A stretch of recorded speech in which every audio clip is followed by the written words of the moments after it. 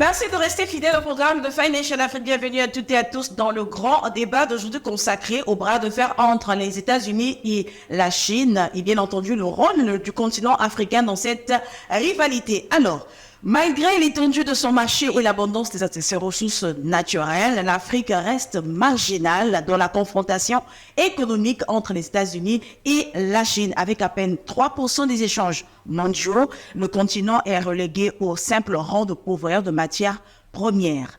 Pendant que Pékin et Washington redessinent les règles du commerce international, l'Afrique semble rester à l'écart du jeu. Pour en parler aujourd'hui, je suis en compagnie de Rivo Ratsimondrezi, CEO de la RDE, Rendez-vous Rencontre des entrepreneurs. Bonjour. Bonjour Dominique. Également avec Adam Mawat, le directeur de publication du magazine Financial Afrique. Bonjour Dominique, bonjour. Bonjour. Alors, vous l'avez compris, donc nous allons siffler maintenant le début du match dans ce grand débat. Pourquoi l'Afrique semble-t-elle pas jouer un rôle central dans cette rivalité entre les États-Unis et la Chine? Adam. Écoutez, n'en déplaise à ceux qui aiment bien l'Afrique comme moi, comme Rivo, comme vous. L'Afrique ne représente rien dans la balance des échanges. C'est fou, hein? Rien, c'est fou. Paradoxal. Parce que oui, alors, 3%, peut-être 2% selon certains décomptes, le CNICET par exemple, mais contre 4% dans les années 80. Ça veut dire qu'avec le temps, l'Afrique est en train de voir sa portion déjà congrue qui se réduit comme peau de chagrin. Donc, qu'est-ce qui se passe? Comment le continent qui compte le plus de ressources minières, qui compte autant de ressources pétrolières, je vous rappelle que le Nigeria fait partie du top 10 des exportateurs mondiaux de pétrole, qui compte autant de ressources gazières, Mozambique, Mauritanie, Sénégal, etc., qui compte autant de lingots d'or exportés par an, le Mali, le Ghana, etc., etc. Donc, comment ce continent, avec 1,4 milliard de personnes, voit sa portion dans le commerce international se réduire de moitié entre 1980 et maintenant? Il y a quand même une réalité qu'il ne faut pas qu'on se l'occulte. On a beau dire que c'est le temps de l'Afrique, hélas, les chiffres montrent le contraire. Donc, dans cette bataille, ce bras de fer déclenché par Donald Trump, déclenché par le suprémaciste Donald Trump contre le reste du monde, et la Chine en particulier, eh bien, dans cette bataille, l'Afrique ne pèse rien. Et on ne parle même pas de l'Afrique. On parle plutôt du Mexique, parce que le Mexique compte. On parle de la Corée, on parle du Japon, on parle de l'Union européenne, on parle du monde arabo-persique, c'est-à-dire du Moyen-Orient, de l'Extrême-Orient, du Pacifique. Mais hélas, et encore hélas, on ne parle pas d'Afrique. Alors, Rivo, qu'est-ce qui explique ce paradoxe? 3% des échanges mondiaux dans un continent qui rencontre des ressources naturelles et des ressources simples. Effectivement, peut-être, une fois n'est pas coutume, je vais peut-être suivre d'abord sur ce coup. Je pense que la réalité avec cette bataille commerciale entre les États-Unis et la Chine nous montre clairement, effectivement, c'est qu'en fait, c'est une bataille entre deux, c'est-à-dire que l'ancienne puissance américaine et la nouvelle puissance qui est chinoise, sur les produits manufacturés. C'est-à-dire que là, on voit clairement que le développement d'un pays passe d'abord par la fabrication de quelque chose. Et Adama l'a rappelé tout à l'heure, nous sommes un continent avec beaucoup de ressources minières, gazières, ressources naturelles énormes, mais malheureusement, on ne transforme pas. Donc, le fameux transformation locale, c'est ça, en gros, du moins qui pose problème. Et je dirais, ça c'est le premier point. Et le deuxième point, je dirais, c'est la faiblesse du moins de notre tissu entrepreneurial et surtout industriel. C'est là, c'est créable. Là, quand on regarde la Chine aujourd'hui qui donne la réplique aux États-Unis, mais les Chinois n'ont plus rien à envier, en fait, du moins par rapport aux Américains. Sur en quoi? Sur leur capacité industrielle, la capacité de leur société à innover, leur capacité à produire en termes de qualité, en termes d'éducation. Bref, donc en gros, ils regardent les Américains droit dans les yeux. Mais quand on regarde ces 3 points que je viens d'évoquer par rapport à l'Afrique, on prend n'importe quel pays africain, on est défaillant en termes d'éducation, on est défaillant en termes de... On n'a quasiment pas du moins de capitaine d'industrie, c'est-à-dire qu'on n'a quasiment pas d'industrie sur le continent. Pourtant, c'est quelque chose qui est chaque fois chaque nouveau régime ou chaque leader qui arrive vont dire non, on va industrialiser, mais en fait, ça n'arrive jamais. D'accord? Et le dernier élément, c'est la capacité d'innovation. Je donne juste un chiffre. J'ai regardé le dernier budget en 2023 de la Chine. D'investissement de la Chine dans l'innovation, c'est 525 milliards. Les États-Unis sont 700, je pense qu'ils sont autour de 710 ou 720 milliards. J'ai regardé l'Afrique pour la même période. 4,5 milliards. 53 pays, 4,5 milliards. Donc, un pays comme la Chine, les États-Unis, ils sont au-delà de centaines de milliards. Il y a un vrai problème.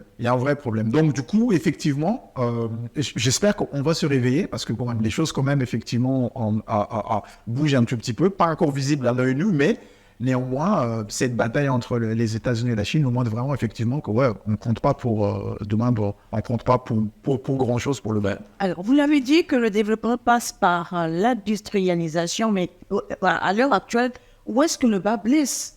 Mais l'industrialisation, en gros, c'est un ensemble de phénomènes. C'est-à-dire que l'industrialisation, d'abord, passe par la technologie, l'innovation. On pêche, une fois encore, je vais pas enfoncer le clou, mais quand vous regardez le brevet développé par la Chine, une fois encore, le Japon, la Corée. La Corée, c'est le premier pays au monde en termes de nombre d'habitants qui dépose le plus de brevets. Mais quand vous regardez ça et vous regardez l'innovation que ce type de pays en fait produit, il n'y a pas de miracle en fait, il y a une corrélation parfaite. C'est-à-dire qu'aujourd'hui, lorsque vous êtes dans l'ère de l'intelligence artificielle, le dernier qui est sorti, DeepSeek, 200 ingénieurs, tous chinois, sortis par les meilleures universités chinoises, battent à plate couture ChatGPT en termes de ressources. Après, forcément, il y a des débats techniques, comment, mais je dis juste, en fait, c'est ça. Donc, du coup, c'est votre industrie, d'abord, c'est la technologie. C'est fini l'industrie au début du siècle, vous mettez du charbon. Non, aujourd'hui, l'industrie, il est passé à 3.0, maintenant, il est à 4.0. 4.0, c'est quoi? Là, récemment, j'ai vu un reportage en Chine, ils sont passés à Dark Factory.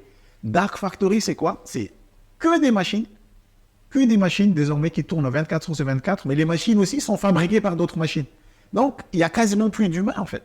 Et donc, nous, Africains, en termes d'industrialisation, en fait, on n'a pas la technologie, on n'a pas les brevets, on ne veut pas investir, du moins sur ce secteur-là, en sachant que un des gros problèmes, et pour moi, il y a deux gros problèmes, en fait, du moins sur ce secteur-là, c'est les capitaines d'industrie. On ne forme pas, ou du moins, on ne suscite pas les capitaines d'industrie. Et les deuxième point majeur, pour moi, c'est l'énergie, le coût de l'énergie. Quand on regarde le coût de l'énergie sur ce continent, pourtant, une fois encore, continent, on a de l'eau, on peut faire des barrages, on a toutes les ressources en gros pour faire, on a même de l'uranium. La question c'est comment se fait-il qu'on n'a même pas une station EPR? Donc les stations EPR, c'est ceux qui produisent en gros l'électricité via l'énergie nucléaire sur ces continents. Il y a de l'espoir. Là on aura l'occasion de parler parce que les pays comme le Burkina a signé avec Rosatom russe pour fabriquer, je pense, dans les prochaines années, du moins quelques centrales nucléaires. Mais donc, c'est un constat. Le nier, quand même, je trouve que ça serait mentir. Et puis voilà, quoi. Alors, Adama, je reviens vers vous par rapport aux ressources naturelles. Aujourd'hui, la Chine détient quasiment 80% des départs du marché minier en République démocratique du Congo. Et récemment, le deal entre les États-Unis et la RDC veut rééquilibrer, comme vous le dites. Alors, l'Afrique était devenue un champ de bataille des intérêts étrangers au détriment de ces peuples. D'accord. Alors, je vais vous répondre vraiment de manière très succincte, mais permettez-moi juste de rebondir sur les énergies nucléaires civiles et de vous renvoyer un article très intéressant, très fourni, écrit par Mohamed Hamidouche sur la section d'IFA, Défense Info de Financial Afrique, que vous pouvez retrouver sur le site. Donc, ça parle justement du potentiel de l'énergie nucléaire civile en Afrique. Donc, pour vous répondre, moi, j'ai attentivement écouté Rivo par rapport au fait que nous n'avons pas de brevet, nous n'avons pas de technologie, nous n'avons pas de cerveau.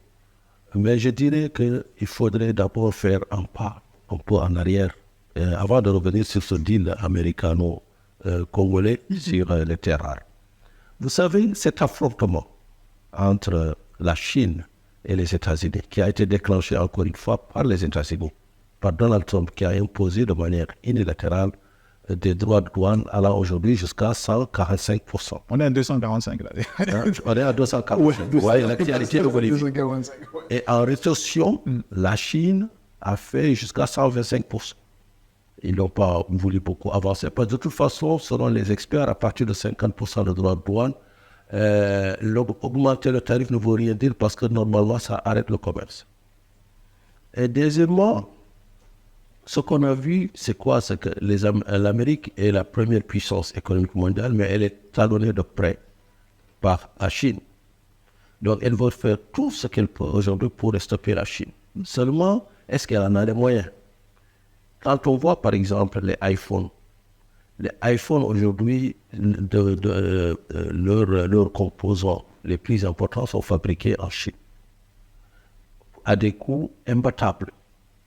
Or, l'adage le dit, lâché en dollars, il va s'orienter vers les endroits les plus sécures, là où le coût de la main-d'œuvre est le plus bas et où les rendements espérés sont les plus élevés. Et ça, c'est la Chine. Et cela me permet de dire quels sont les rendez-vous que l'Afrique a ratés. Nous avons raté 2 rendez-vous.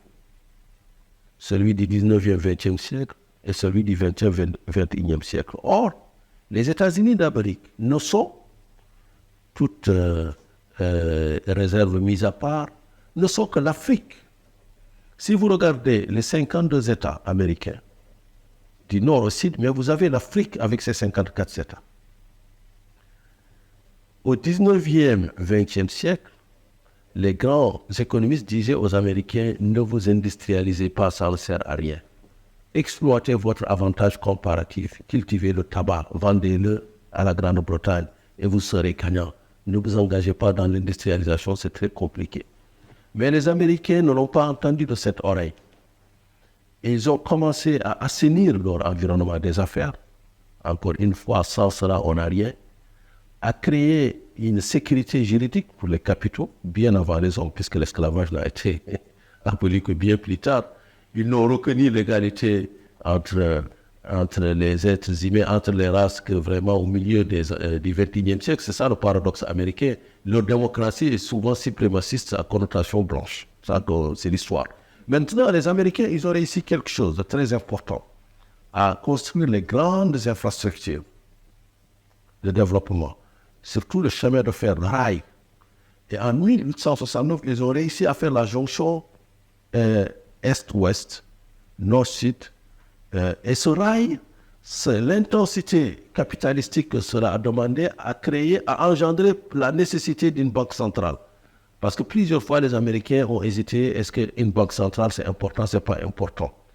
Mais c'est avec les prêts qui ont été libellés, la nécessité de sécuriser ceux qui sont au nord par rapport à ceux qui sont au sud, cela leur a permis de créer des systèmes de prêts garantis et en même temps de fixer des taux, et d'où justement la naissance de la Fed, qui n'est née qu'au XXe siècle, hein, mais dans un long processus.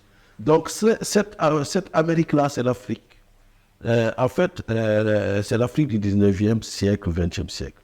Et la Chine, c'est l'Afrique du 21e siècle. Parce que qu'est-ce que la Chine? La Chine, c'est l'Afrique par sa démographie. 1,4 milliard d'habitants, presque 1,4 milliard d'habitants. Mais là où nous avons une seule direction, nous avons un seul timonier, même si Mao Tse-tung est mort depuis très longtemps. Donc, un seul environnement juridique, une seule législation sur les mines, sur les ressources, sur les investissements. Donc, un seul marché. En Afrique, hélas, encore une fois, nous avons 54 marchés, chers amis. Je le dis souvent dans cette émission, et beaucoup d'interprètes disent, mais vous le dites tout le temps, mais oui, nous avons 54 juridictions, nous avons divisé les 1,4 milliard. Notre potentiel, nous l'avons divisé en 54 juridictions fiscales, douanières, politiques.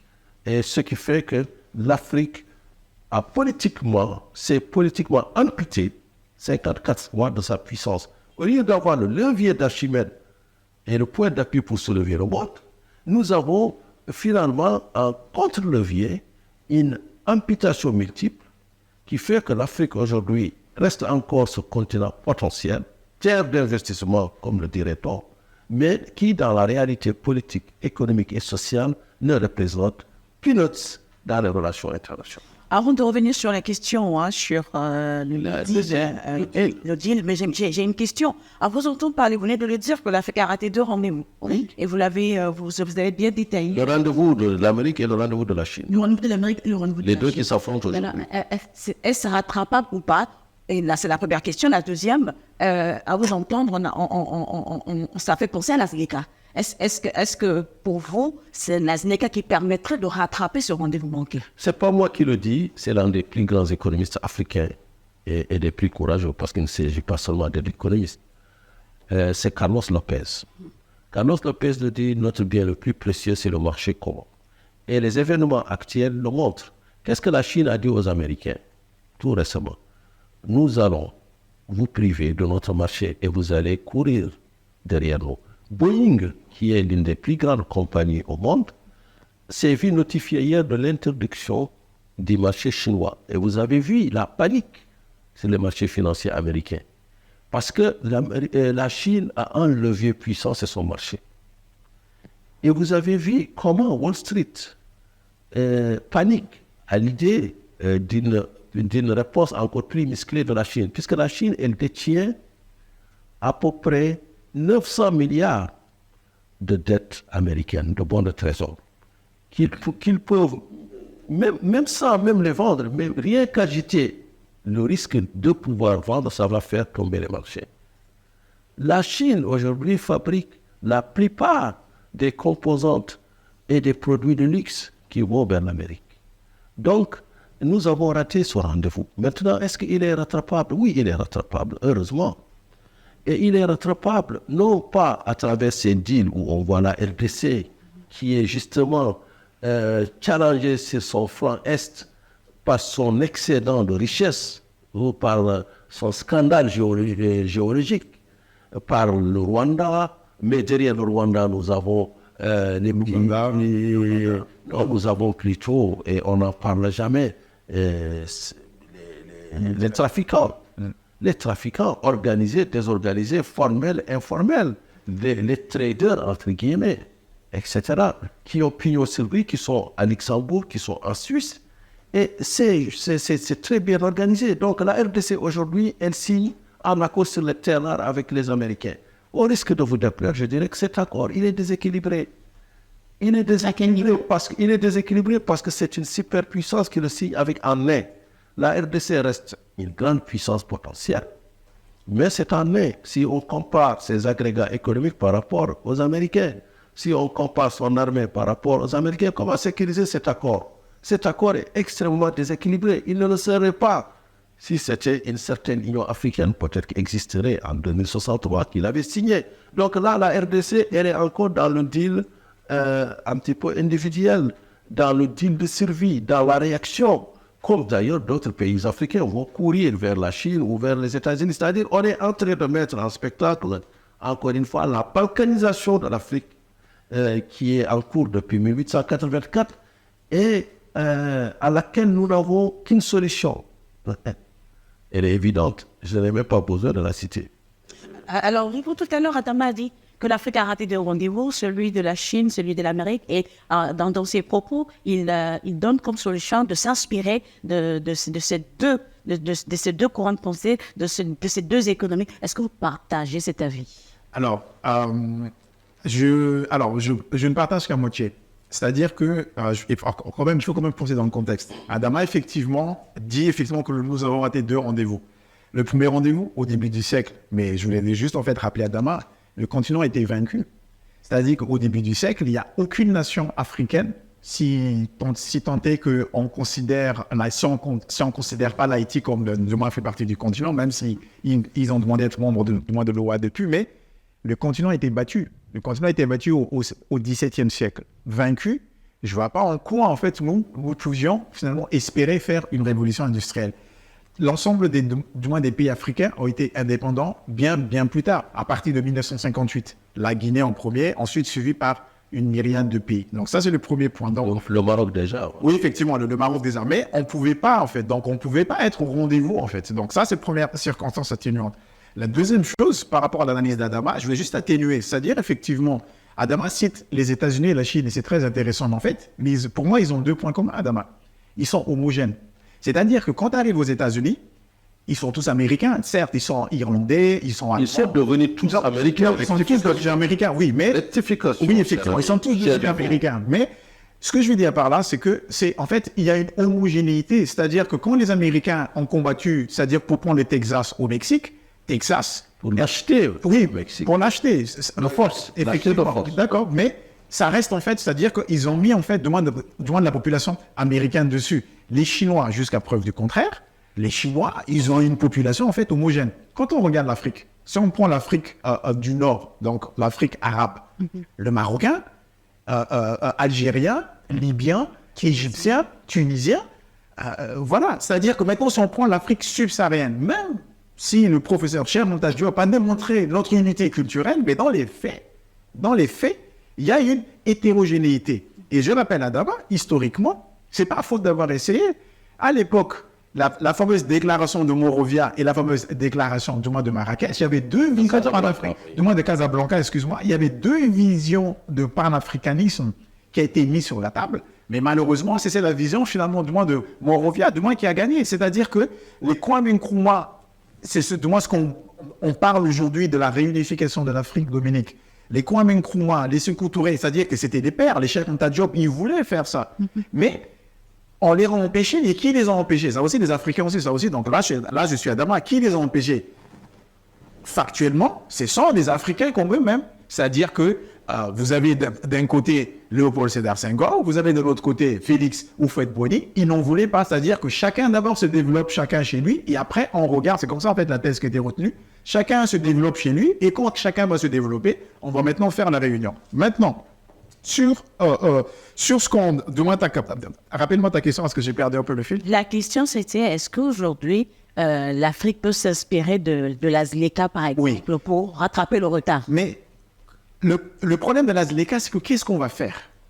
Vous avez un continent qui ne produisait strictement rien.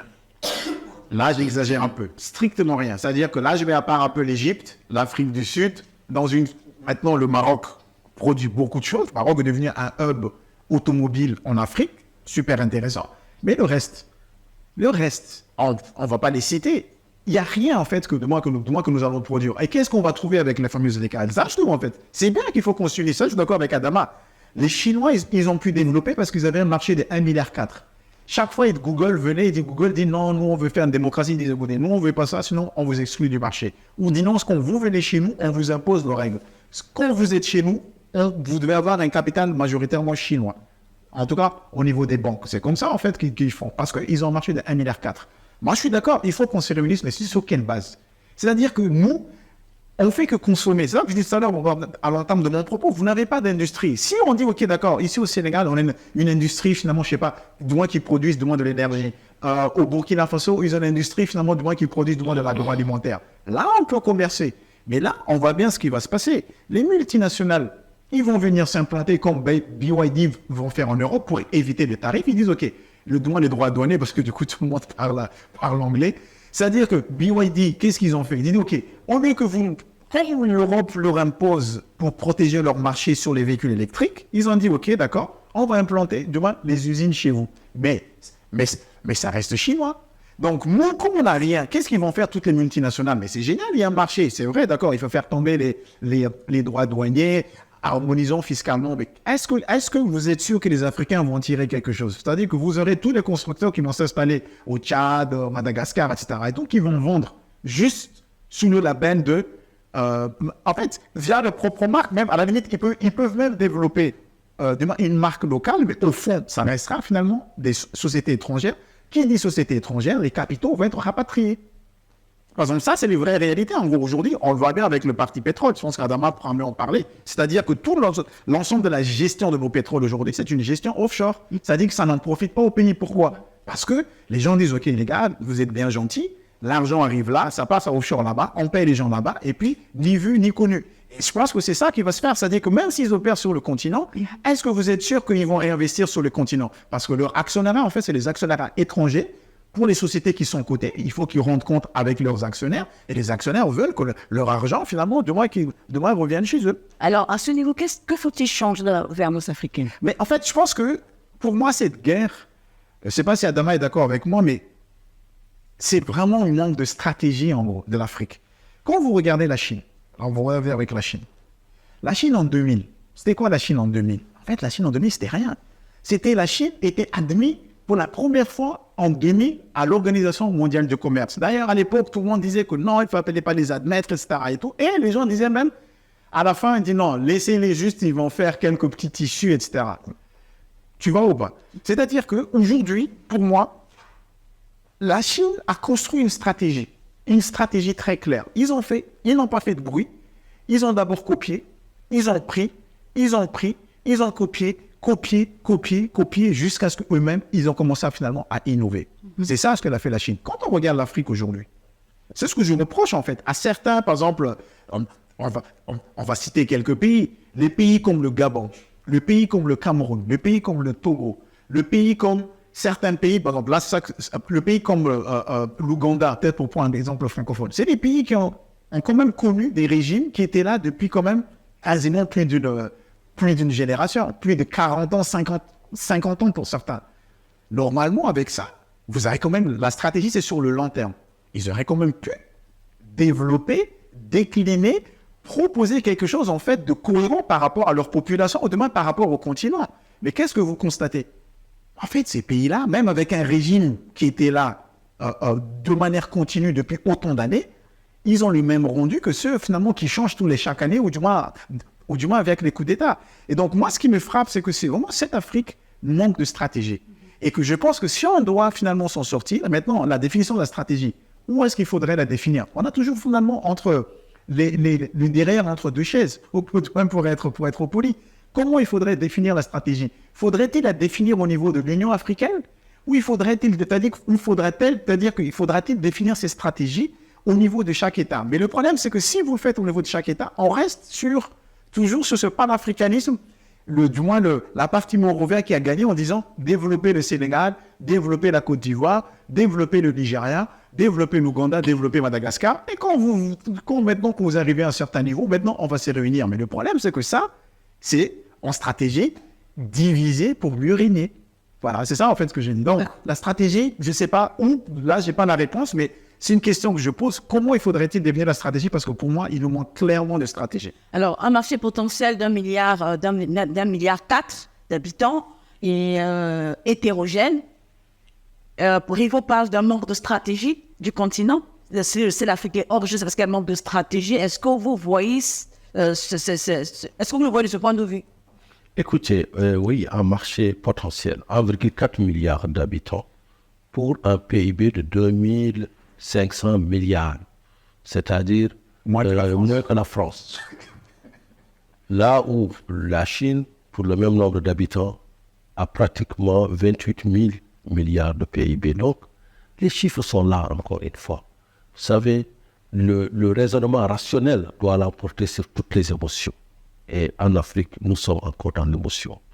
Et dans cette guerre, pourtant, ce que Donald Trump a fait, c'est un petit peu, il met fin à la mondialisation heureuse, telle qu'on l'a connue jusque-là. C'est-à-dire, à l'OMC, l'ordre de l'OMC, l'Organisation mondiale du commerce, qui, depuis la signature des accords de GATT à Marrakech en 1994, avait imposé des règles de conduite entre pays sur les tarifs douaniers, justement. L'esprit, c'était de démanteler les tarifs douaniers. Donc, il y a eu plusieurs cycles de négociations, les fameux cycles de Doha, qui ont conduit quand même à des échecs retentissants. Et puis, la grande puissance américaine a commencé à menacer de se retirer, et de se retirer même de certaines parties de l'OMC. Ce qui fait que notre sœur, qui est à l'OMC, l'ancienne ministre des Finances du Nigeria, Madame Ngozi, aujourd'hui, elle est presque la reine d'Angleterre.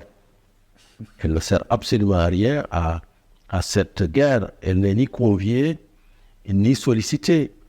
Donc, elle est pratiquement à la retraite à Genève, au siège de l'OMC. Bref, concernant l'Afrique, normalement, si les Américains et les Européens, parce que les Européens font la même politique vis-à-vis de la Chine, s'ils décident de trouver d'autres destinations pour relocaliser leurs industries envoyées en Chine, c'est tout à fait logique parce qu'ils ont peur de la super-concentration et de la super-dépendance vis-à-vis de la Chine. Donc, ils se disent qu'il faut rééquilibrer, il faut que nos industries aillent dans d'autres juridictions. Mais hélas, c'est là où l'Afrique aurait dû être cette terre de rechange. Manque de stratégie. Manque de stratégie, mais aussi si on se met dans une analyse froide, on va dire, écoutez, qu'est-ce que l'Afrique a, qu'est-ce qu'elle n'a pas? L'Afrique n'est pas encore un bassin d'emploi. C'est-à-dire, nous n'avons pas assez de zones hyper peuplées avec une main-d'œuvre qualifiée permettant de proposer quelque chose de compétitif en termes de salaire. Mais étions-nous différents sur ce point-là? Étions-nous différents? Nous sommes extrêmement différents de la Chine. À l'époque, quand je dis en fait, ma question, excuse-moi à Dominique, excuse-moi de t'avoir interrompu, je dis en fait, juste pour enrichir le débat, étions-nous différents de la Chine sur ce que tu viens d'évoquer dans les années 80? C'est-à-dire que la Chine, dans les années 80, une main-d'œuvre abondante, mais pas qualifiée non plus. Alors, nous sommes très différents parce que l'Asie du Sud-Est se caractérise par justement une prédisposition quasi naturelle à être des zones surpeuplées. On le voit, la Chine dans les années 80 était déjà dans la politique de l'enfant unique, mais aussi vous avez le Vietnam, vous avez la Malaisie, vous avez l'Indonésie, premier pays musulman au passage. Tous ces pays, c'est des bassins d'emploi, des bassins d'abondance, des bassins de céréales. L'Afrique peut-être a été heurtée par l'esclavage, par la colonisation, la longue nuit de la colonisation, avec quand même des populations entièrement décimées, des génocides peut-être qui ne sont pas encore reconnus en tant que tels, mais qui sont réels. L'Afrique quand même a été dépeuplée. Et donc l'Afrique aujourd'hui est dans un processus de rattrapage. Nous sommes à 1,4 milliard d'habitants, mais la densité au kilomètre carré est encore très faible en Afrique. On est à peu près aux environs de 40 habitants au kilomètre carré, là où vous avez 300 à 400 en Chine. Donc si vous voulez développer une industrie, surtout une industrie à forte intensité de main-d'œuvre, c'est-à-dire une industrie basique, il faudrait qu'il y ait ces bassins d'emploi. Nous n'avons pas encore d'ingénieurs, mais nous avons des bras. Or, là, comme tout processus de développement, il commence par le pas, il commence par l'horlogerie, il commence par les textiles, il commence par l'industrie un petit peu qui ne demande pas une certaine intensité technologique. Or, la Chine, vous l'avez évoqué, a adhéré à l'OMC dans les années 2000, et puis on avait donné au monde une période de grâce de 5 ans pour se préparer. Et 2005 a marqué la fin des accords multifibres. D'ailleurs, moi je l'ai vécu, j'étais au Maroc, j'ai vu comment l'industrie textile marocaine, du jour au lendemain, elle a été balayée. Mais ils avaient déjà pensé à des replis dans des niches en passant de la sous-traitance à la co-traitance. Donc, en Amérique aussi, je pense qu'on ne va jamais revenir dans les industries textiles du 19e, 20e siècle. Par contre, tous ces pays développés ont migré vers les stratégies de marque. D'ailleurs, vous avez vu la polémique sino-américaine où on montre, par exemple, une montre qui coûte 25 € en Chine et qui est vendue à 1500 $ aux États-Unis. Donc, ça montre que les pays industrialisés, ils ont perdu des emplois, certes, qu'ils ont laissés à la Chine parce que ces emplois ne correspondent plus avec le niveau de revenus, avec le niveau de protection sociale, avec le niveau de salaire. Donc, ils se sont rattrapés en faisant une migration technologique. Ils sont montés sur la chaîne de valeur pour proposer avec moins d'intensité de main-d'œuvre, mais plus d'intensité capitalistique, plus d'intensité technologique pour proposer des produits à haute valeur ajoutée. Si vous voyez le iPhone, il est fabriqué pour moins de 50 $ en Chine, il est vendu à plus de 600 000 $, à 600 et 1000 $ ailleurs, mais c'est justement cette politique-là. Donc aujourd'hui, Donald Trump, il veut tout, il veut rebattre les cartes, il veut réindustrialiser l'Amérique, mais il va à l'encontre de grandes lois de l'économie, et je dirais même du bon sens, qui font qu'un investisseur, il a tendance, tout comme la pomme de Newton, quand il la lâche, elle tombe par terre, un dollar d'un investisseur, qu'il soit américain, japonais ou africain, si tu le lâches, il a tendance à s'orienter vers des zones où il y a un coût moindre pour la main-d'œuvre et où il y a des profits élevés en termes d'espérance de rendement. Alors, Adama, avant de passer à Rivo, je vais rebondir sur quelque chose. Je vais le dire, un potentiel démographique sous-exploité, une technologie qui n'est pas au niveau. Dans ce sens-là, secret de Polichinelle que le continent est vraiment au fond de l'eau. Alors, quel est... Oui, allez-y. Oui, j'allais même ajouter, parce qu'on a parlé de la démographie, du bassin de l'emploi, mais on peut aussi y ajouter, mais c'est des conséquences. C'est des conséquences à ce qu'on a dit. Le fait aussi que l'environnement des affaires, parce que tout commence par l'environnement des affaires. Un environnement des affaires qui n'est pas sécure, c'est-à-dire on peut vous remettre tout le temps, des permis d'exploitation minière, vous investissez vos milliards, il y a une petite élection, un nouveau président arrive et il dit non, moi je veux renégocier le contrat parce que mon prédécesseur a volé. C'est ce qui est arrivé en Guinée. Pendant 10 ans, Alpha Condé a arrêté et renégocié tous les contrats pour, au bout du compte, qu'est-ce qui lui est arrivé? D'abord, c'était une période haute pour les matières premières. Quand il négociait, il a donc fait rater à la Guinée cette belle période où il y avait une expansion.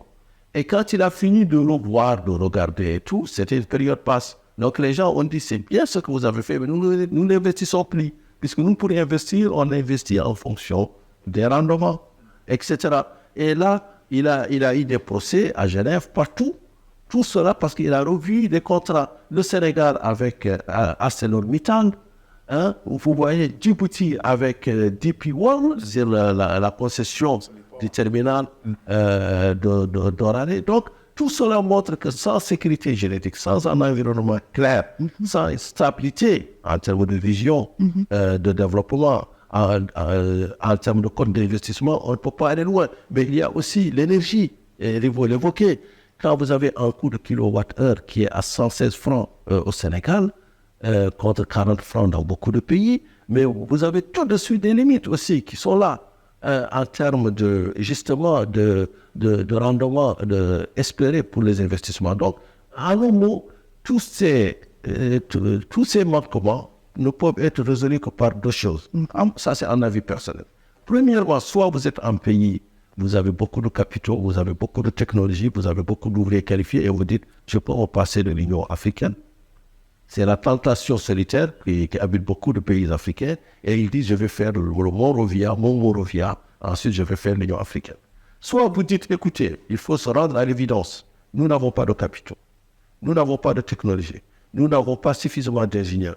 Mettons nos ressources en commun, comme l'a fait l'Amérique au 19e siècle, comme l'a fait la Chine du 21e siècle. Et tous ces deux pays ne l'ont pas fait avec des fleurs. L'Amérique, au 19e siècle, 20e siècle, a combiné la cravache, le chèque, pour arracher le Colorado, pour arracher le Nouveau-Mexique au Mexique. L'Amérique a acheté la Louisiane par la force et bien sûr par la puissance de l'argument aussi face aux Français. La Chine, avec la marche en avant ou le bond en avant de Mao à Deng Xiaoping, ça n'a pas été une partie de plaisir pour les paysans. Ça a été vraiment une dictature.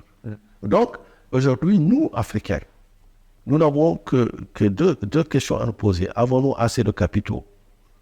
Avons-nous assez de technologie? Avons-nous assez de personnel formé pour faire notre Monrovia? Ou bien, dans le cas contraire, qu'est-ce qui nous empêche aujourd'hui de faire notre Casablanca? Alors, je pense qu'il est essentiel. Nous sommes dans la période des perspectives, parce qu'on a beaucoup tourné autour de ce qui ne va pas. Maintenant, là, nous allons parler de ce qu'il faut faire. Et je pense que Adama m'a dévancé. Donc, je viens de l'autre côté. Il a évoqué deux courants de pensée.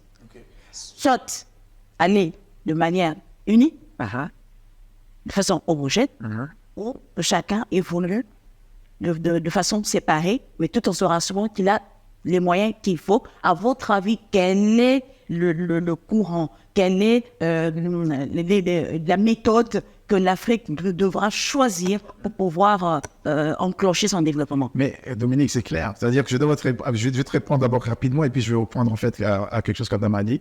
On a déjà expérimenté la première en fait. après 60 ans, 65 ans, la première ne marche pas. C'est-à-dire, c'est ça aussi l'expérimentation. C'est-à-dire qu'il ne faut pas qu'on insiste. On a déjà expérimenté, ça ne marche pas. Il faut qu'on change. Juste pour revenir rapidement par rapport à Damadi, finalement, qu'il faut qu'on a besoin de capital. Mais en gros, c'est là on revient un peu sur le débat de français CFA.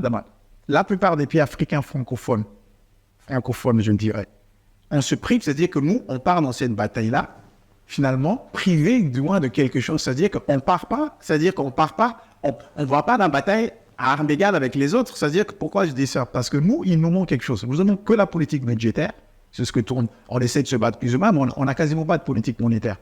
À cause du fait que les pays n'ont pas une politique, en fait, ils n'ont pas de banque centrale. Contrairement à la Chine et contrairement aux États-Unis. Toi, tu es bien placé pour savoir qu'aujourd'hui, la bataille, c'est quoi? C'est entre le yuan faible, du moins entre le yuan faible, entre le renminbi faible et entre le dollar faible. D'ailleurs, c'est tout le move que Donald Trump a fait. Tous les économistes disaient, en fait, c'est pour amoindrir le dollar parce qu'ils ont finalement un coût de financement, c'est-à-dire qu'ils ont un refinancement, en fait, à effectuer et que finalement, le coût de la dette, je pense qu'aux alentours de 9 trilliards, 9 000 milliards et que avec un dollar aussi fort, il va y avoir des problèmes. Donc, juste sur ça, donc du coup, rien ne nous empêche, en gros, de nous prémunir, de nous réarmer sur cette politique monétaire.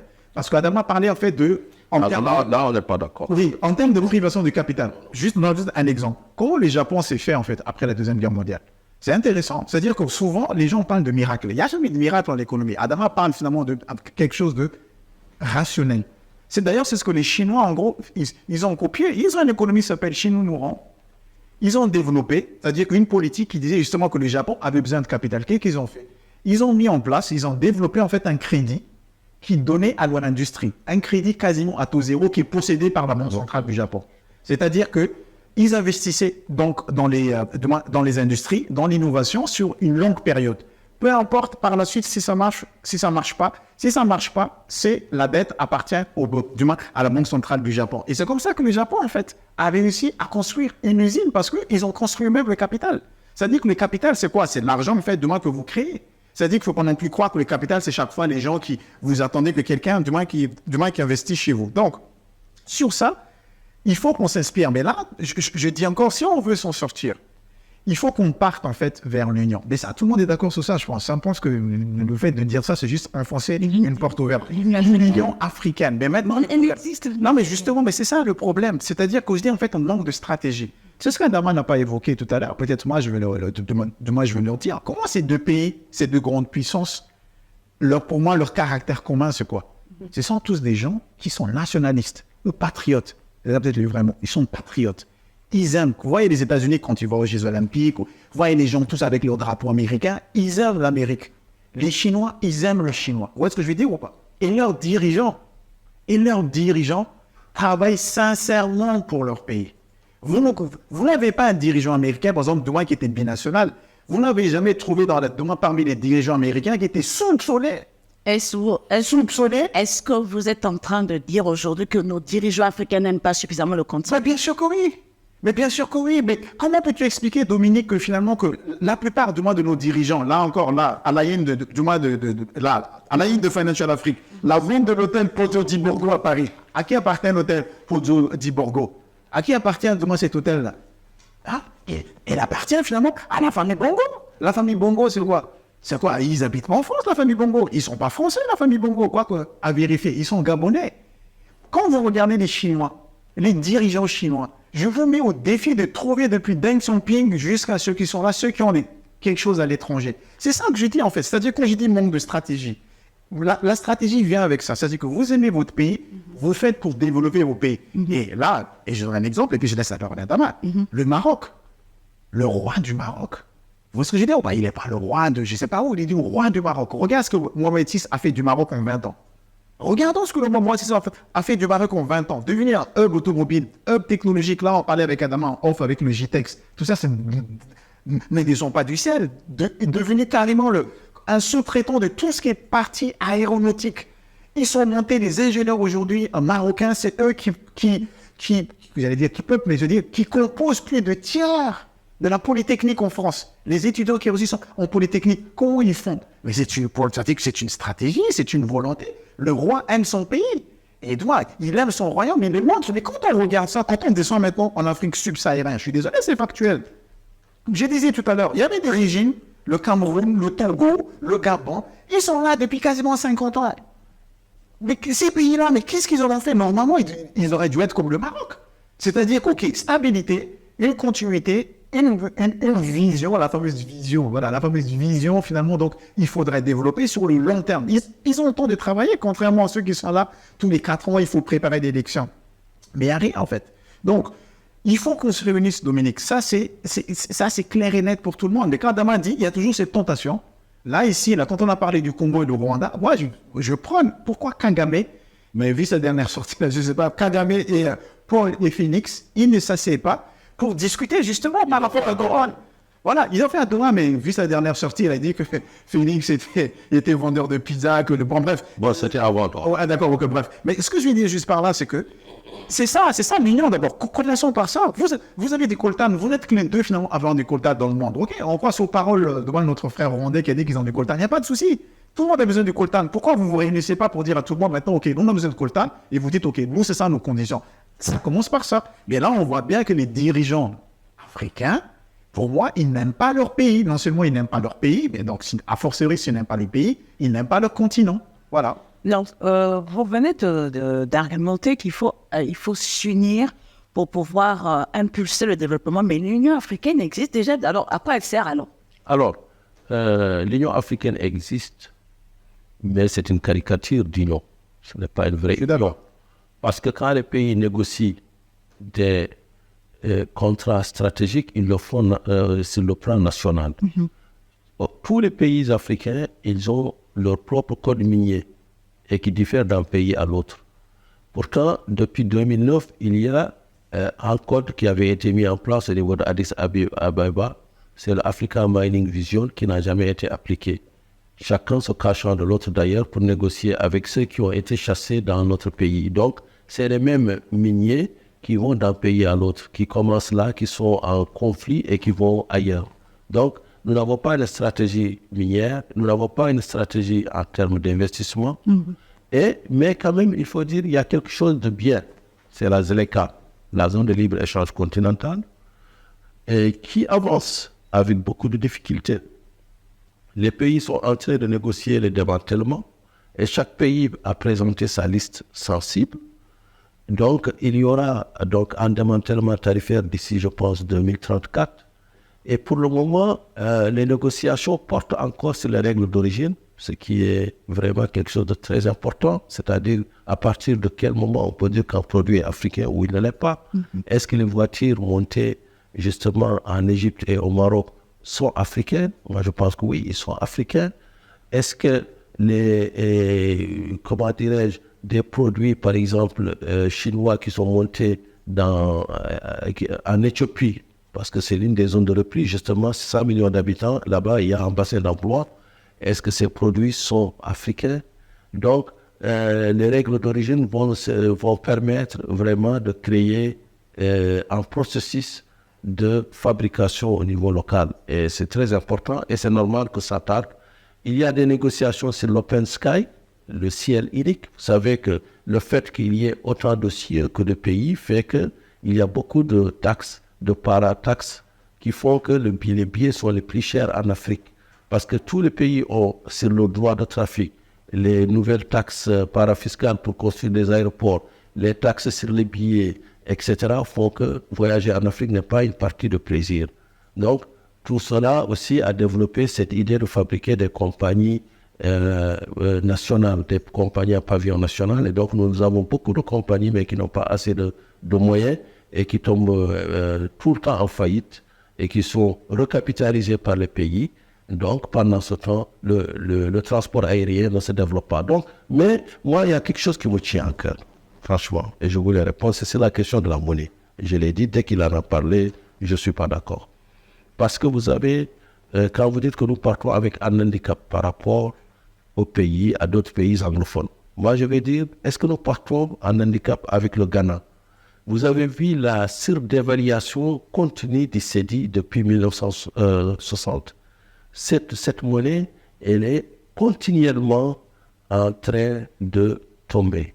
Ah, c'est le cedi. et je n'ai pas les chiffres en tête, mais c'est phénoménal. Le Naira, la même chose. C'est une monnaie qui est en dévaluation continue. Le franc guinéen, la même chose, en dévaluation continue. Or, je m'arrête un peu sur le franc CFA, qui n'est pas d'ailleurs le seul exemple de parité fixe. Djibouti, qui est ce petit pays d'où nous revenons à la faveur du forum de Djibouti, a une parité fixe avec le dollar depuis 1949, qui lui permet d'ailleurs d'être très attractif, d'attirer les pays du monde entier. Pourquoi? Parce que quand même la parité fixe n'est pas un handicap, c'est un atout. C'est un atout parce que vous dites aux investisseurs étrangers, nous vous garantissons le risque de change. Maintenant, ce n'est pas, la monnaie ne suffit pas à son bonheur. Vous avez beau avoir une belle monnaie, mais si vous n'avez pas des politiques économiques rigoureuses, si vous n'avez pas des politiques d'industrialisation, des politiques sur l'éducation, sur la santé, si vous n'avez pas tout cela, ça ne sert à rien d'avoir une belle monnaie. Vous avez beau avoir une belle Mercedes, vous êtes père de famille, mais si vous n'avez pas de revenus, vous allez la laisser garer devant votre maison. Et maintenant, en Afrique, je pense que les zones les plus attractives, c'est comme le Maroc. Le Maroc a quasiment une parité fixe avec l'euro. Ça ne bouge pas, hein. Une parité fixe avec l'euro. Ils sont en train de renégocier des couloirs aujourd'hui de flexibilité avec plus ou moins 2,5. Et ce n'est pas encore abouti. Parce que vous savez, tous ces pays savent que la meilleure manière de rester attractif, surtout pour nous, pays africains, nous ne fabriquons pas le dollar comme les Américains. Nous n'avons pas une monnaie qui est acceptée mondialement. Donc la meilleure manière, justement, de garantir la stabilité de notre économique dans notre territoire, c'est de nous lier à un panier de devises ou à une monnaie, pourvu qu'il n'y ait pas beaucoup de dévaluation. Les gens qui disent que non, un panier de devises, je dis, mais ça revient de même. Que ça soit avec le yuan, le dollar, l'euro, ou bien d'autres monnaies, l'essentiel, c'est d'avoir une stabilité monétaire. Et c'est pourquoi la zone CFA, en tout cas, l'UEMOA, aujourd'hui, c'est un exemple de stabilité. Et en Afrique, je pense que c'est vous, la spécialiste de la BCEAO. Je ne vais pas vous démentir en disant que, en termes de croissance, en termes de maîtrise d'inflation, l'UEMOA, c'est une Rolls-Royce au niveau africain. Alors, juste avant que vous puissiez répondre à Adama, alors, en parlant du modèle de l'UEMOA, où est-ce qu'aujourd'hui l'UEMOA a réussi là où certaines communautés ont échoué? Je prends par exemple le cas de la CEMAC, lorsqu'on essaie de faire une comparaison entre l'UEMOA et la CEMAC, les chiffres d'eux-mêmes parlent. Alors, je vais vous répondre très rapidement. L'UEMOA a réussi parce que tout simplement l'UEMOA a créé une zone de libre-échange, une zone de libre circulation et une zone de droit d'établissement, là où la CEMAC maintient encore les visas entre Camerounais et Équato-Guinéens, entre Camerounais et Gabonais. C'est-à-dire on a créé un marché sans sa réalité, c'est-à-dire la circulation des personnes, des agents économiques. Donc, là où la BCEAO a été très souple sur le mouvement des capitaux, la BEAC, la Banque des États de l'Afrique centrale, s'est cristallisée dans une férocité, excusez-moi du terme, peut-être il est un peu lourd, ou bien c'est cristallisé, je retire férocité, sur les réserves de change. D'ailleurs, en ce moment même, il y a une réunion à Paris pour la zone CEMAC. Pourquoi? Parce que des lobbies américains ont estimé qu'il n'y a pas une transparence sur la gestion des réserves de change. Il y a des règles qui ont été imposées aux compagnies minières pour garder une partie de leurs avoirs au niveau de la BEAC, donc qui pose problème. Moi, je dirais que la CEMAC n'a pas réussi parce qu'il n'y a pas une intégration effective. De toute façon, en Afrique de l'Ouest, on parle de l'union économique et monétaire, et la CEMAC est beaucoup plus floue sur justement la notion de communauté, c'est-à-dire de circulation des personnes, de droit d'établissement. Mais on aurait pu aussi parler de l'IAC, East African Community. C'est une zone qui est à l'Est, qui peut se comparer à sa sœur de l'Ouest. Cette zone aussi, en ce moment, elle a même un problème de paiement des contributions des États. Elle a un problème parce que politiquement, ce n'est pas apaisé, parce qu'ils n'ont pas une banque centrale aussi, il faut le dire. Parce que vous avez, chacun a sa monnaie là-bas, justement, le franc rwandais, le shilling kenyan, et parce qu'ils n'arrivent pas à battre l'inflation. Donc, le problème en Afrique, c'est que nous, les francophones, par commodité, beaucoup de nos économistes Ils disent oui, c'est mieux en Afrique anglophone. Et ils se taisent. J'ai dit, mais mon Dieu, Non, je fais pas. quelle analyse? Ah non, c'est parce qu'on a été colonisé par la France. Je dis, ah bon, donc c'est parce qu'on est colonisé par la France que ça ne va pas. Ils disent, ah, chez les anglophones, c'est mieux. J'ai dit, ouais, écoutez, oui, il y a l'analyse, ou bien notre problème, c'est le franc CFA. J'ai dit, mais écoutez, c'est pas extraordinaire. Toutes les équations complexes du développement d'un pays est réduite à sa monnaie. Ben, vous venez me cogner à la porte, mais vous allez matin. Ah non, oui, je sais que là, votre cœur bouillonne par rapport au franc CFA, mais je dirais que C'est vrai que c'est un bon Mais il ne voulait pas. Une question, hein, juste pour recentrer le débat. Alors, on a deux zones qui utilisent le franc CFA. L'une, le ZOF, l'autre, le ZAF, mais avec des résultats différents. Alors, est-ce qu'aujourd'hui, l'absence de capitaux, on peut mettre l'absence de capitaux sur le dos du franc CFA ou pas? Oui, en fait, c'est-à-dire que là, tu viens de citer deux zones. Avec quel résultat? Le même. C'était les mêmes. C'est ça. Le taux de croissance, il y a 5%. On est à 6%. Différent. C'est-à-dire le point différent. C'est-à-dire que, une fois encore, c'est-à-dire que là, tout ça, ce sont des chiffres macro pour moi. Je vais juste en fait revenir. Le comprendre n'est pas Angleterre. Non, mais bien sûr. C'est-à-dire que là, là, je vais juste répondre en fait à Adama par rapport à ce qu'il a dit. Moi, mon propos, en fait, Adama, c'est que tu avais évoqué, nous avons un problème de capital, accès au capital. Les pays que j'ai cités, d'accord? J'aurais pu citer l'Algérie, d'accord? J'aurais pu citer l'Algérie, c'est-à-dire que j'aurais pu citer, comme contre-exemple de Nigeria, l'Algérie. L'Algérie, ils ont leur banque centrale. Est-ce qu'ils dévaluent tout le temps? La réponse est non. Si. C'est-à-dire que oui, mais ce que je veux dire, c'est que, ce que je veux dire, c'est que Le dinar n'est pas un exemple de stabilité. oui, mais ce que je veux dire, c'est que, oui, c'est pas un exemple de moins de stabilité, mais de la même manière, finalement, que le Naira, de moins de la même manière que le Yuan, et puis Renminbi, ou du moins le dollar. Ce que je dis juste par là, c'est que le franc CFA, toi, tu parles de parité. Oui, quand tu montes ta monnaie, d'accord? Quand tu montes ta monnaie, oui, il faut qu'il y ait une parité par rapport. Là, c'était le bon exemple de Djibouti. Eux, ils ont choisi le dollar. Nous, on a choisi finalement l'euro. Le problème des panades, mais c'est la disponibilité du capital là-dedans. C'est-à-dire que nous savons que le franc CFA, jusqu'à ce que le franc CFA a été réformé récemment, c'est-à-dire que la politique monétaire de l'Afrique n'a pas été pilotée par l'Afrique. Ça, je pense qu'autour de cette table, en fait, je pense que nous sommes tous d'accord avec ça. C'est-à-dire qu'à partir du moment où finalement ce sont les étrangers qui pilotent votre politique monétaire, il y a un problème. Les étrangers en question, c'est quoi? Ils ont un intérêt. Une fois comme De Gaulle a dit, il n'y a pas d'amis, il y a des intérêts. C'est-à-dire que là, en l'occurrence, la France a toujours piloté la politique monétaire de la zone, aussi bien UEMOA que la zone centrale, selon son intérêt. D'accord? Ça, c'est le premier point.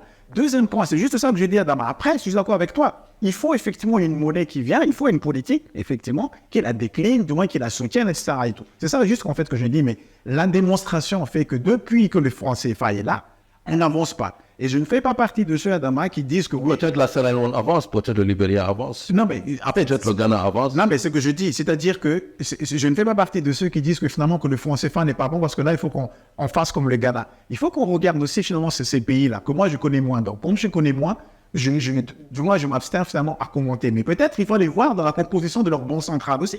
Là, par exemple, le Ghana. C'est-à-dire que, est-ce que dans la composition de leur banque centrale, est-ce qu'il n'y a pas des zones d'influence? Est-ce qu'il n'y a pas des anciens Britanniques qui sont là-bas, ou du moins par rapport au Nigeria aussi, une fois encore? En fait, notre discussion aujourd'hui, c'est quoi? C'est que moi, ce que je constate juste, c'est que le monde est en guerre depuis. Les Européens l'ont pris à leur dépourvu. Les Américains, c'est eux qui nous déclenchent de toute façon. Les Chinois, ils ont pris leur disposition. Il n'y a que nous, comme Africains, qui n'avons pas pris de mesures. C'est-à-dire que nous pensons toujours que les gens sont gentils, qu'ils viennent nous voir, etc. Et tout. Donc, ce que je dis juste, c'est que la disposition du capital aujourd'hui, c'est-à-dire que si le franc CFA, Adama, nous avait donné autant de capitaux que nous voulons demain pour nous développer, le débat demain ne serait pas posé. Donc, mon propos juste ici, en fait, c'est de dire que le capital, on peut le créer. C'est ça, en fait, mon propos. On peut les créer comment? En fait, ils ne sont pas du ciel. Il y a une institution qui s'appelle la Banque centrale. Et je constate juste, c'est ça, en fait, mon parallèle. C'est que les pays qu'on a cités, États-Unis et la Chine, la guerre des monnaies se fait sur ça. Pourquoi les Chinois sont hyper compétitifs? D'ailleurs, c'est ça que les Américains me reprochent. D'ailleurs, c'est pour ça que Trump fait ce qu'il fait. C'est vrai qu'il y a une comparaison, mais c'est une guerre. Les Chinois ont toujours maintenu leur monnaie faible. Pourquoi une monnaie faible? Parce que, la preuve, ils exportent énormément. Et c'est ça d'ailleurs que les gens le disent parce qu'eux, ils font une concurrence déloyale. C'est pour ça que les gens le font. À travers quoi? À travers sa monnaie. Une dévaluation maîtrisée de sa monnaie. Et non pas comme au Nigeria ou comme au Ghana ou demain comme les gens font. Donc, ce que je veux dire par là, c'est que comment a une banque centrale? Madagascar a une banque centrale. Pourquoi on n'y arrive pas? Pourquoi on n'y arrive pas?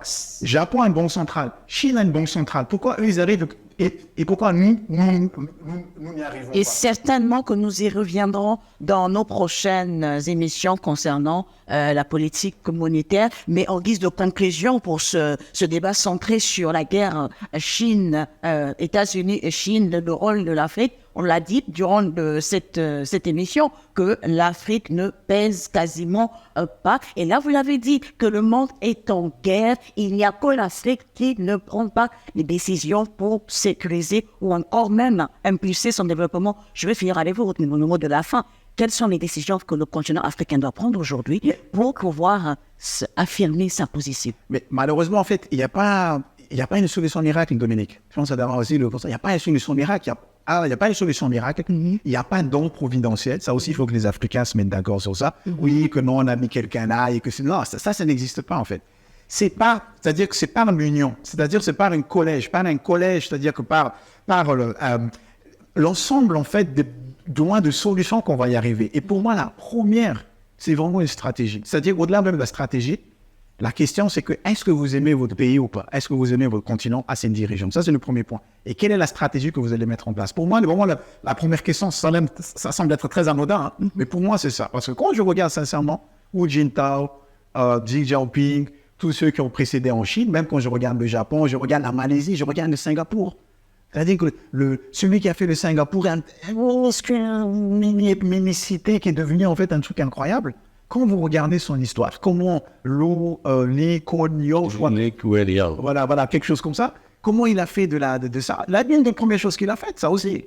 Il a abandonné d'être dans les sociétés secrètes, franc-maçonnerie, tout ça. Il dit qu'il se consacre réellement, du moins pour son pays. Donc pour moi, il n'y a pas de solution miracle, Dominique. C'est un ensemble de solutions, un ensemble de mesures que chaque État, chaque pays devrait prendre en fait pour nous arriver là-bas. Et l'Union africaine, effectivement, pour moi, je l'intègre du moins dans mon équation. Juste 5 secondes par rapport à... Et quelle est la place de la ZLECA dans votre stratégie? Je suis pour, mais il faut qu'on regarde en fait.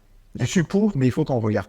Mais il faut revoir il y a beaucoup de choses qu'il faut revoir. Certaines choses qu'il faut revoir. J'en viens à fond, M. Wade. Le mot de la fin dans cette rivalité sino-américaine, l'Afrique qui ne pèse quasiment pas, on l'a dit le long de cette émission. Alors, vos solutions, en bref. Oui, l'Afrique aurait dû être une solution de rechange, à la fois pour les Américains, pour les Européens, qui cherchent à réduire leur dépendance par rapport à la Chine. Et là, c'est vraiment là, le vrai fond du problème, c'est ça. Il y a une peur de rattrapage qui est entre les Occidentaux, parce qu'ils ont perdu la bataille de la 5G, ils ont perdu la bataille des voitures électriques, donc de la transition énergétique, ils ont perdu la bataille des semi-conducteurs. Donc, ils voient que la Chine, c'est vraiment la nouvelle puissance. Et ça, c'est du jamais vu, je pense, depuis, je dirais, le début de l'ère chrétienne. Depuis Rome, on n'a jamais vu une autre puissance que la puissance occidentale régner sur Terre. Donc là, c'est tout un mindset, c'est une mentalité qui doit changer. Et l'Afrique, hélas, pour le moment, est peanuts. On ne pèse pas, on ne compte pas, on est zéro. Parce que si on n'arrive même pas à peser pour 5% dans le volume des échanges mondiaux, c'est que ça ne va pas. Avec toutes les richesses, avec toutes les ressources. Encore la leçon, elle est là. Et ce n'est pas moi, c'est un certain Kwame Nkrumah. Vous connaissez ce qu'il avait dit. S'unir ou périr. Donc moi, c'est mon mot, je ne peux pas trouver un mot plus frappant que ce qu'a dit Kwame Nkrumah, un grand révolutionnaire, qui est le premier président du Ghana. Et qui est tombé suite à un coup d'État. D'ailleurs, on a connu encore des coups d'État, encore en 2025, hélas. Donc, mon mot de la fin, c'est que si l'Afrique veut réellement peser elle doit s'unir. S'unir ou périr, mais comme j'ai fait avec Rivo, je vais le faire avec vous également. 5 secondes, juste une dernière question. Là, le sol africain regorge regorge de richesses. Quelle est aujourd'hui la stratégie que l'Afrique peut mettre en place pour pouvoir tirer profit? Aujourd'hui, les États-Unis imposent des taxes. Est-ce que l'Afrique pourrait aller dans ce sens-là? Vous voyez les taxes, 30% pour l'Afrique du Sud, 10% pour le Maroc, 47% pour Madagascar, 30% pour l'Algérie, 45% pour Madagascar.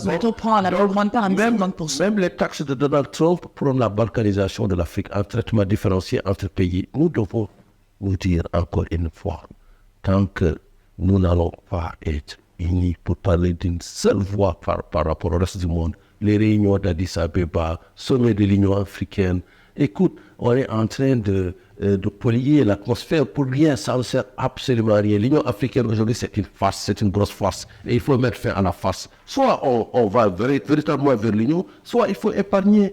Il faut épargner à nos populations ce spectacle des chefs d'État veilleux qui sont là en train de parler, qui ne décident de rien ou qui prennent des décisions qui sont oubliées le lendemain parce que chaque pays agit individuellement. Et il faut que ça cesse. C'est un cirque qui doit cesser. L'Union africaine ne sert absolument à rien.